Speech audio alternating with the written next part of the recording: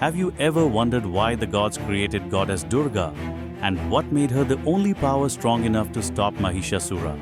But who was Mahishasura really, and where did he come from? How did Ramba's sacrifice give birth to not one but two terrifying demons, Mahishasura and Raktabija? And why did the gods have no choice but to unleash Durga to end his reign of terror? Stay with me till the end, because this story is full of shocking twists, forgotten details, and the hidden meaning of Navaratri and Dasara that very few people know. Long before Mahishasura was born, there were two Asura brothers, Ramba and Karamba. They were born in the family of Danu and Kashyapa, a family known as the powerful Daityas.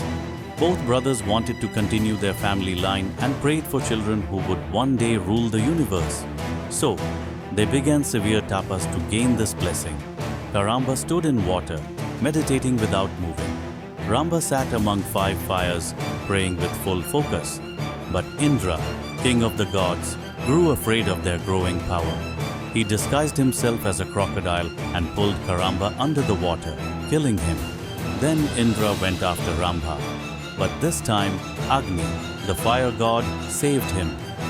Heartbroken by his brother's death, Ramba decided to end his own life. As he prepared to cut off his head in sacrifice, Agni appeared and stopped him. "Do not commit this sin. Ask for a boon instead." Ramba prayed, "Grant me a son who will be more radiant than Agni himself, as powerful as Vayu, handsome, skilled in archery, and undefeatable by both gods and demons." Agni blessed him.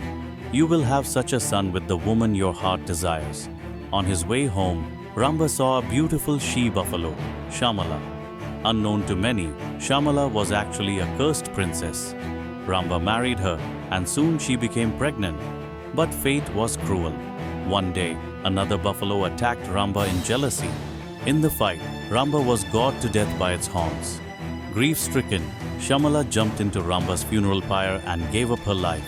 From the flames of Ramba's funeral pyre, 2 terrifying beings were born: Mahishasura, son of Ramba and Shamala, half man and half buffalo, strong and fierce. From the fire also came Raktabija, said to be Ramba reborn. Later, he received a terrifying boon from Lord Shiva.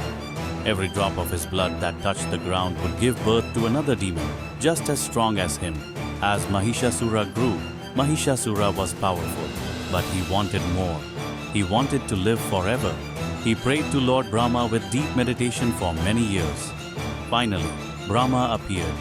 Mahishasura asked, "Grant me that no man and no god can ever kill me." Brahma agreed. But Mahishasura, blinded by arrogance, forgot to mention women. He thought women too weak to ever defeat him. That single mistake would one day end his rule. With his boon, Mahishasura built a massive army. Some legends say 30 million demons. He stormed the heavens. Indra's thunderbolt failed. Varuna's storms and Agni's fire could not harm him.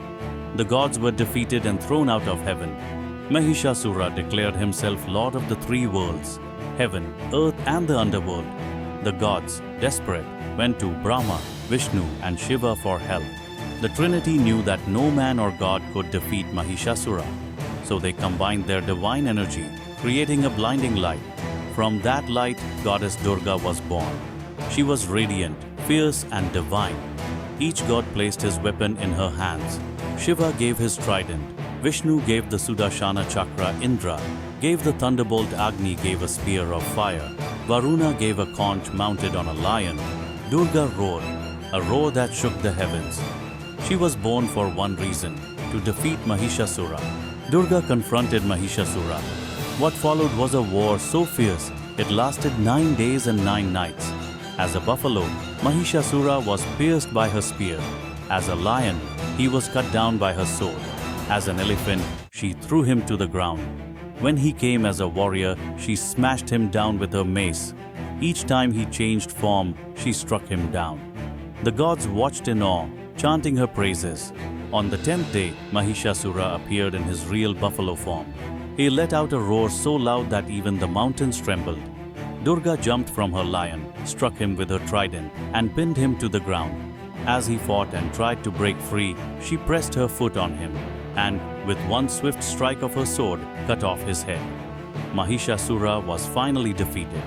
The heavens echoed with cheers and the gods rejoiced. From that day, Durga was honored as Mahishasura Mardini, the slayer of the buffalo demon. This story is more than mythology. It is a lesson.